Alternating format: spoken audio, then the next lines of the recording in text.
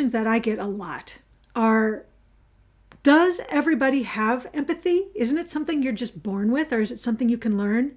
And what does it actually look like if you don't have empathy? So I'm going to answer those two questions in our video today. My name is Dr. Melissa, and welcome back to The Empathic Leader, where we look at all things empathy and leadership related, and how this relates to emotional intelligence and hopefully betters you as a leader. And remember, we're not just talking to the people that are currently leaders.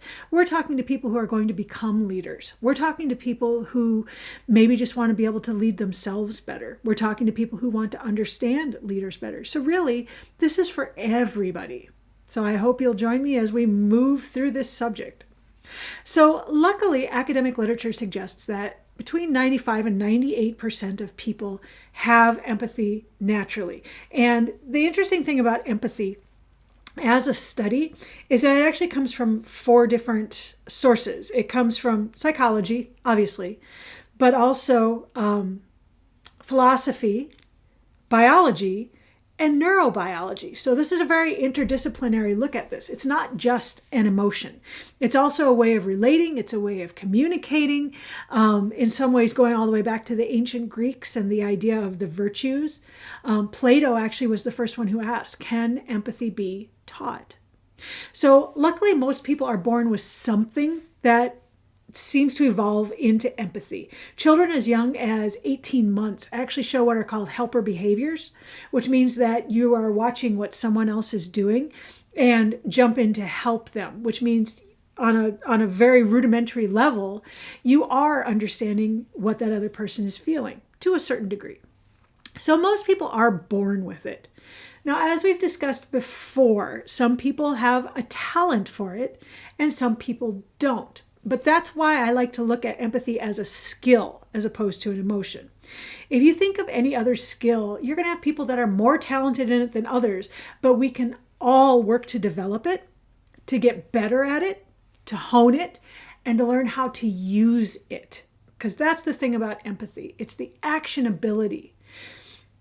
You've probably heard me say this before, but for anybody who's ever been on a diet, for anybody who's ever done fitness, they understand that there's a big difference between having a treadmill, having a weight set, having an exercise bike, and using it. If you want to actually get gains, if you actually want to see results, it's not enough to just have these things. You know, like the person that has the exercise bike in the corner of the bedroom where they hang their clothes. You have to actually use them if you want to see results. And empathy is the same way. You work those skills and you use it to get results. So that's what I mean when I talk about actionable empathy. Now, for most of us, it's going to be a matter of taking our talent wherever it's at and getting better with it.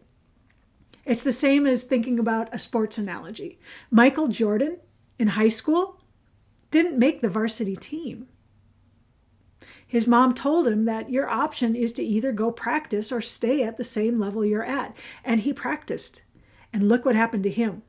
Empathy is the same. You can practice it so that you become the greatest of all time at the actionability of this. We can all utilize empathy, beginning with ourselves on a personal level, and then learning how to use it with other people. Now, the good news is 95 to 98% of people have this to some degree on some level, which means you can capitalize on these skills. The bad news is that means that there's 2 to 5% that have no empathy or very little, diminished empathic capacity. These people, by definition, are the ones that fall into your dark triad groups. And that is narcissists, Machiavellians, psychopaths, sociopaths. That's what it looks like when you don't have any. And that's where we get into a real problem. Because even though it's 2 to 5% of the normal population, speculation is that because these people are drawn to power positions, like CEOs, like physicians or surgeons, like people in government, that it's going to be a higher percentage in those kind of positions, which means you're going to see them more often. And they can be very, very destructive. In our next video, we're going to take some time and dig a little deeper into what each one of these is so that you know what you're looking for. And you understand a little more about what happens to a human being when they truly have no empathy.